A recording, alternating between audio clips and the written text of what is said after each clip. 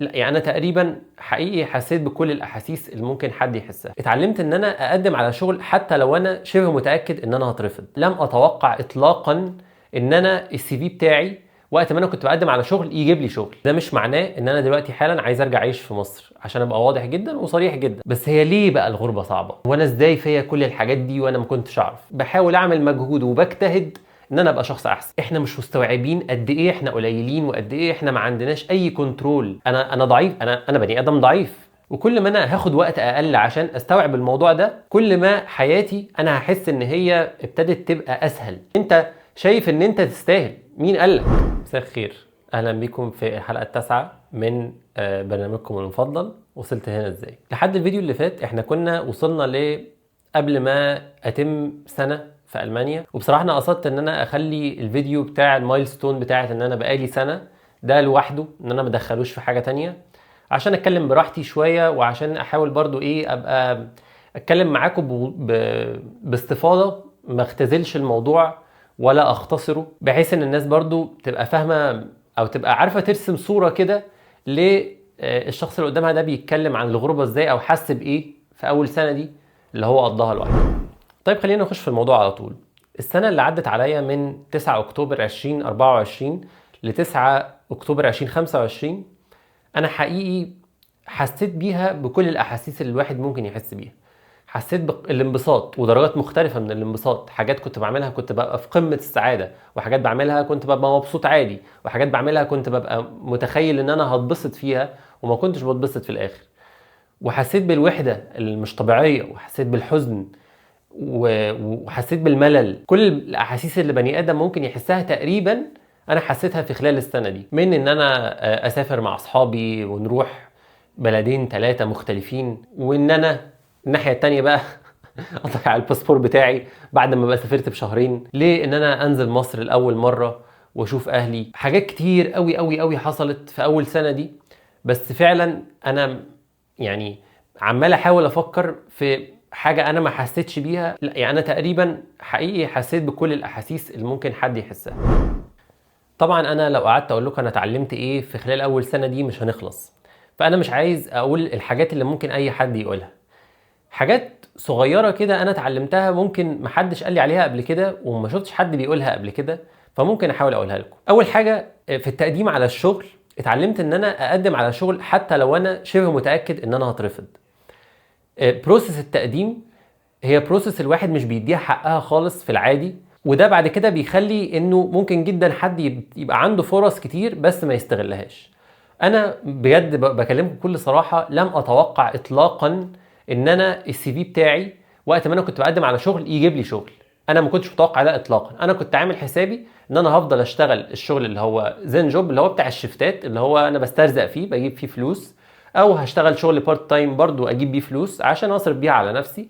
بس شغل الهندسه ده انا لم اكن متوقع اطلاقا ان هو ممكن يجي لي، وهو طبعا ده جه من عند ربنا قبل اي حاجه.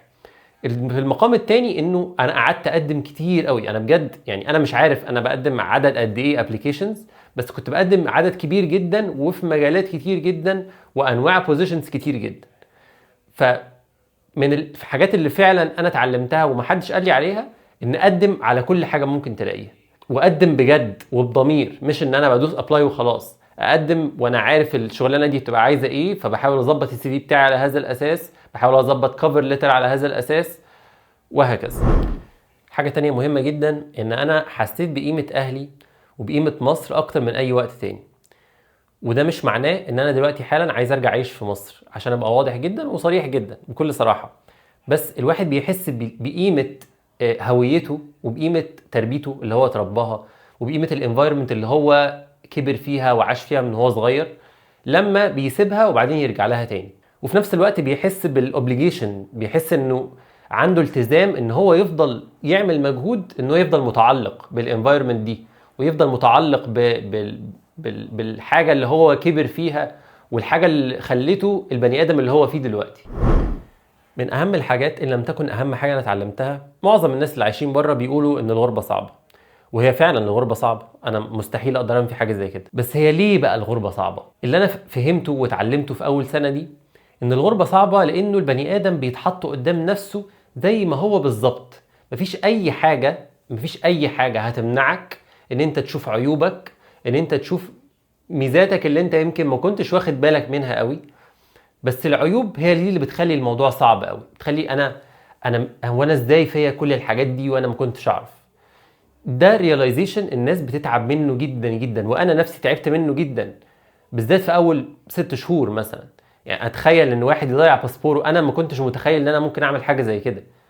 فالحاجات دي بتهز ثقه الواحد بنفسه، وبتهز صوره الواحد قدام نفسه، دي اصعب حاجه حقيقي في الغربه. هي دي الحاجز ما بين ان حد يقدر يستفيد فعلا من اكسبيرينس زي دي، وان حد يحصل له تروما ويبقى عنده مشكله نفسيه بسبب الاكسبيرينس بتاعه الغربه دي. فاللي انا اتعلمته انه مفيش اي مشكله ان البني ادم يشوف عيوبه، ومفيش اي مشكله ان انا يبقى عندي عيوب. كلنا بني ادمين، احنا عندنا عيوب كتير اصلا. فهي اهم حاجه في الموضوع ده ان انا اتقبل نفسي زي ما انا بكل عيوبي دي، وده اللي هيخليني بعد كده اقدر اشتغل على العيوب دي عشان ابقى شخص احسن، وعشان اقدر استفيد من الظروف اللي ربنا حطني فيها والباث اللي ربنا حطني عليه ده. وطبعا ده اللي يساعد فيه ان ما يبقاش فيه اي نوع من، خلينا نسميها المسكنات، من غير ما نخش في تفاصيلها قوي، بس الحاجات اللي بتخلي الواحد بتمنع الواحد ان هو يواجه نفسه، وبتساعد الواحد ان هو ينسى الغلطات اللي هو عملها، وان هو يعدي وخلاص وحصل خير وأكن ما حصلش حاجه وخلاص مش مهم. في حاجات كتير بتخلينا نتحط في او نقع في الفخ ده. فاز لونج از ان انا ببعد عن الحاجات دي، وبحاول ان انا اشوف ايه المشاكل واحاول احلها واتقبل نفسي زي ما انا كده، انا في التمام. بغض النظر عن اللي يحصل بعد كده، يعني مش لازم ابقى في خلال السنه دي حليت حتى نص مشاكلي ولا ربع مشاكلي، بس على الاقل انا بحاول اعمل مجهود وبجتهد ان انا ابقى شخص احسن، وده في حد ذاته كفايه. اخر حاجه واهم حاجه ان انا اتعلمت احنا قد ايه قليلين قوي في الدنيا كبني ادمين. ربنا هو اللي بيعمل كل حاجه، واحنا مش مستوعبين قد ايه احنا قليلين، وقد ايه احنا ما عندناش اي كنترول على حاجه بتحصل في حياتنا. بصراحه موضوع ان الباسبور ضاع ده، انا من اهم الحاجات الايجابيه اللي انا طلعت بيها من الموضوع ده، ان انا فعلا ساعتها حسيت ان انا قد ايه خلاص انا بفوض امري ليك يا رب حقيقي. وانا ضعيف، انا بني ادم ضعيف، انا كبني ادم اضعف بكتير من ان انا امنع حاجه ربنا كاتبها لي انها تحصل. انا مستحيل اقدر اقف قدام اراده ربنا، ولا اعمل حاجه وربنا مش مبارك لي فيها، ولا ان ربنا عايزني اتوفق فيها.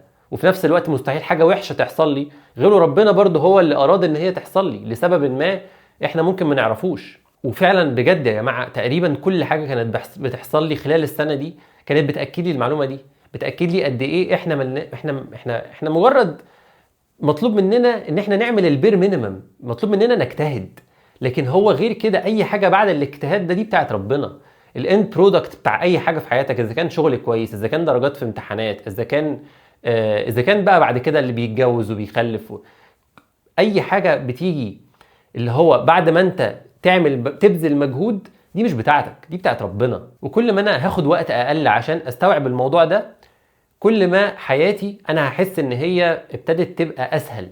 مش احسن خالص، ده مش شرط، بس اسهل. لان انا خلاص انا مفوض امري لربنا، انا مش عايز حاجه، انا مجرد بعمل اللي عليا. بس فكره ان انا الشخص اللي بيبقى على طول عايز حاجه وعلى طول حاسس باستحقاقيه بتاعت انه طب ما انا ذاكرت وانا ليه ما جبتش درجات حلوه، طب ما انا بقدم على شغل وانا ليه ما جاليش شغل، طب ما انا عندي 1 2 3 4 وانا ليه ما بيحصليش كده. دي بتخلي الواحد دايما بيعاني في حياته. وممكن جدا تؤدي ان ربنا ما يكرمكش لان انت شايف ان انت تستاهل. مين قالك؟ ما ممكن ربنا مش شايف ان انت تستاهل دلوقتي، لانه يعني جزء كبير من الريورد اللي بتجيلك في الحياة هي رد ربنا عليك لما انت بتقول له يا رب انا بفوض امري ليك. دي في حد ذاتها مهمة جدا جدا جدا.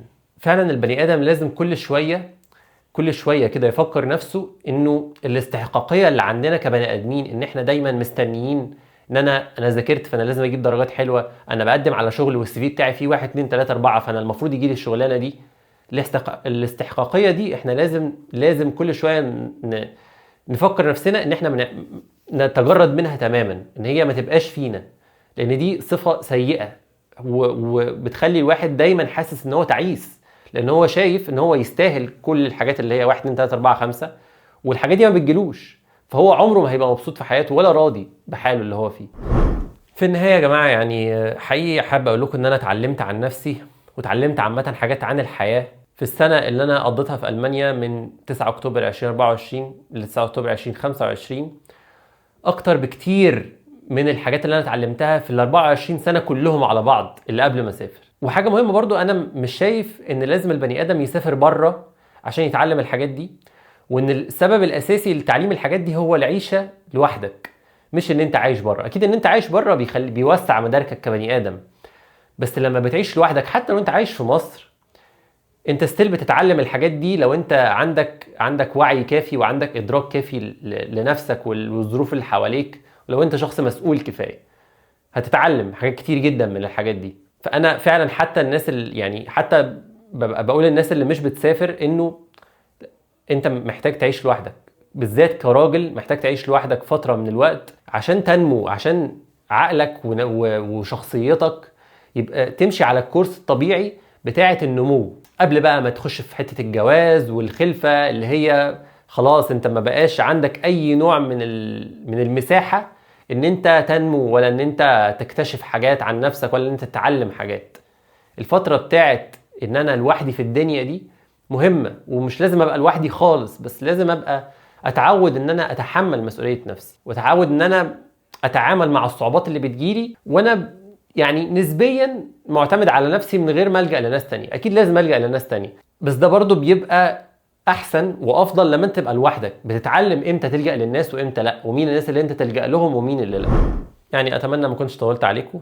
انا اتبسطت جدا في الفيديوهات اللي فاتت. ان شاء الله كده كده للناس اللي بتتابع يعني وصلت هنا ازاي، ان شاء الله هنكمل. بس احنا كده وصلنا ل 9 اكتوبر 2025، فده يعتبر قريب. يعني احنا دلوقتي في فبراير 2026، فالفترة من ساعتها لدلوقتي ما حصلش فيها قوي حاجات نقدر نكمل بيها اللي هو بفيديوهات وكده مكملة يعني. بس فان شاء الله يعني ممكن بعد كده بقى ما نعدي فتره كمان، مش لازم سنه، بس لما نعدي فتره كمان ممكن نبتدي ننزل فيديوهات تانية برضو من وصلت هنا ازاي، اللي هو انا بتكلم وبحكي عن خبرتي وكده. بس باذن الله هيبقى في بقى بعد كده في الفتره اللي جايه فيديوهات مع الشباب المغتربين اللي عايشين في المانيا. نحاول بقى نتوسع في الموضوع ده شويه ونتكلم مع ناس اكتر ونشوف وجهات نظر اكتر واكسبيرينسز اكتر، كل الناس تحكي لنا هم مروا بايه وبرضه عشان الناس اللي بتتفرج تبقى شايفه الموضوع من برسبكتيفز متعدده يعني.